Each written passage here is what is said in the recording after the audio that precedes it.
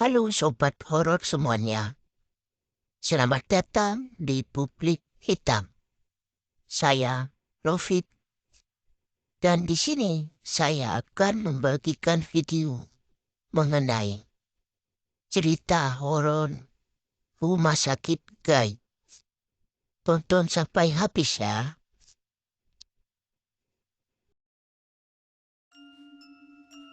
Sore itu, kami 3 sekawan sedang mengadakan acara reunian untuk menyambut kedatangan Bagong yang pulang kampung setelah hampir 6 tahun merantau. Namaku Alan, sementara kedua sohibku biasa dipanggil Bagong dan Sipit karena matanya yang mirip orang Cina. Kami dari kecil sudah bersahabat. Selain sama-sama bandel, kami juga punya kebiasaan yang sama, yaitu doyan mabuk. Malam itu, Bagong dan Sipit menjemputku di rumah. Karena motorku lagi diperbaiki, maka kami berboncengan bertiga. Namanya anak muda. Reunian kali ini juga kami berencana pesta miras. Kami memilih salah satu kafe untuk tempat acara dan minum sepuasnya sampai teler. Setelah selesai acara, kami kembali berboncengan. Aku yang nyetir. Awalnya, aku masih kontrol, meskipun dalam keadaan mabuk.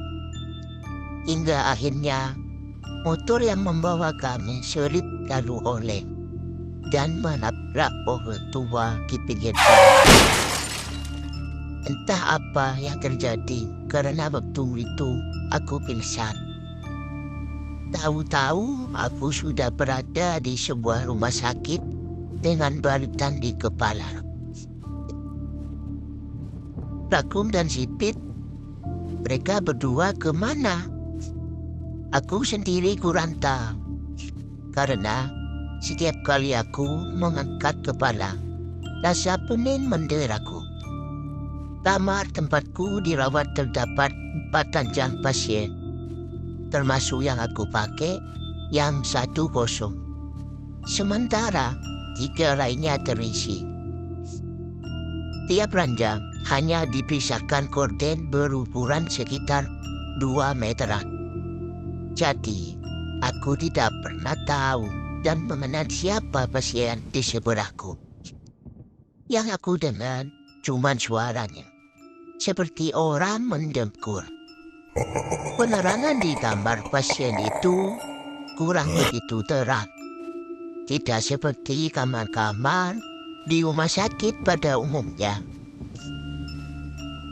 Tiba-tiba terdengar suara pintu berdecit. Aku palingkan muka melihat siapa yang datang. Ternyata seorang suster cantik. Kuperhatikan, suster itu menuju ke salah satu pasien paling pojok. Entah apa yang dilakukannya, karena pandanganku terhalang gorden. Tak lama kemudian, suster itu keluar kamar. Dan beberapa menit kemudian, kembali lagi dengan 2 orang suster lainnya sembari membawa keranda mayat.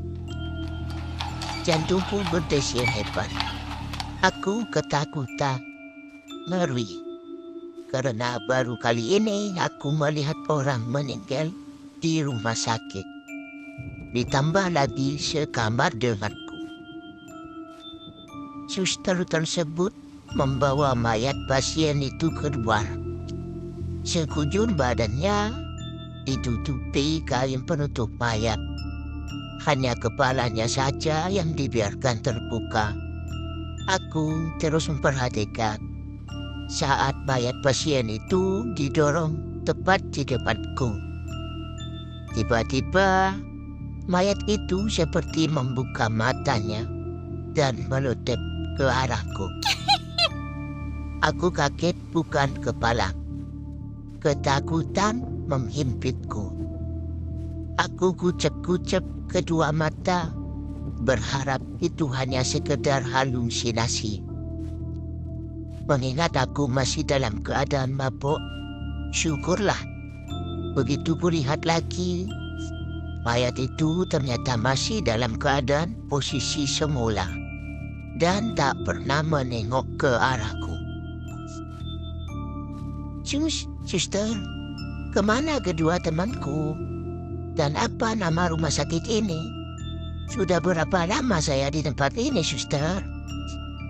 Buru-buru aku memberombel dengan beberapa pertanyaan, sekaligus menanyakan keberadaan Bagong dan Sipit sebelum suster-suster itu pergi meninggalkan kamar. Mereka ada di kamar lain. Kalian sudah semalaman berada di sini.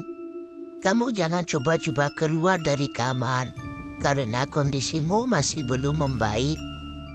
Jawab suster pertama dengan mimik muka sedingin es. Aku manggut-manggut tanda mengerti.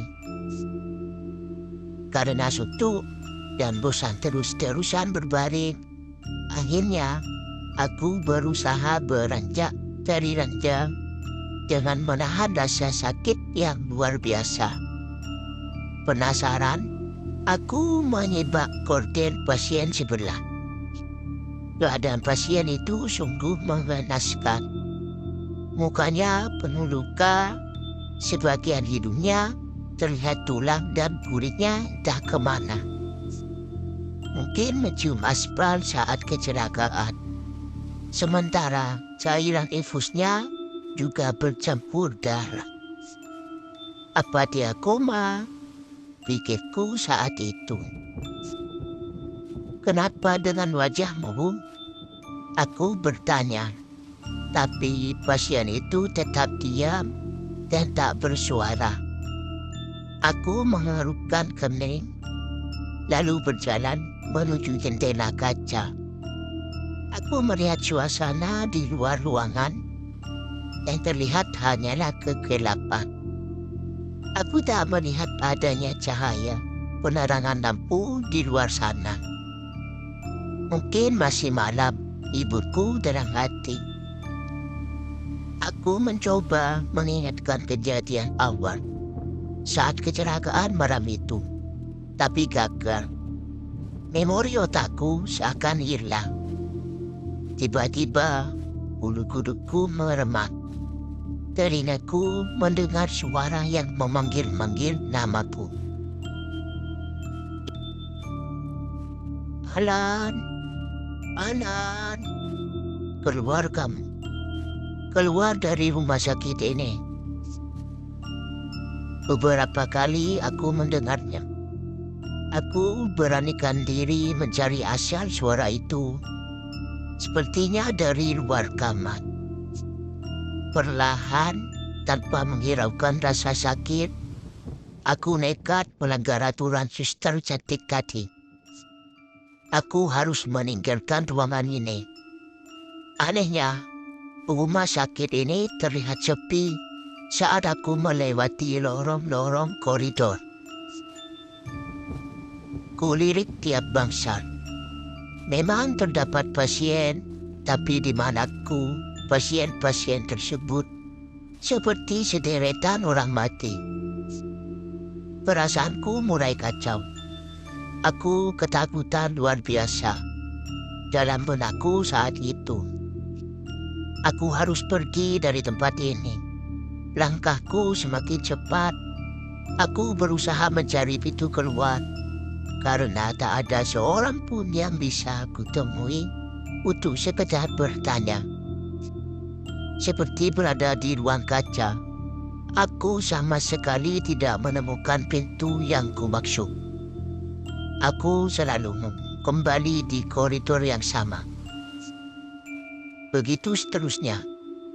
Sedikit bernapas lega, begitu aku melihat ada dokter yang jaga muncul dari lift.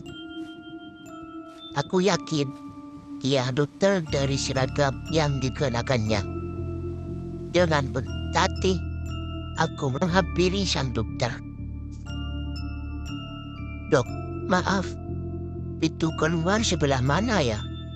tanyaku memberanikan diri. Dokter hanya itu diam, tanpa sedikit pun menengok ke arahku. "Dok," sapaku sekali lagi. Mungkin saja tadi dia gak mendengar. Beruntung, kali ini dokter itu mendengarnya. Lalu pelan-pelan ia menoleh ke arahku. Astaga! Wajah dokter itu sangatlah menakutkan. Kulitnya terkelupas seperti terbakar. Biji bola matanya yang kanan keluar dari keropaknya. Kepalanya yang mengeluarkan darah, serta nanah yang baunya anyir dan amis.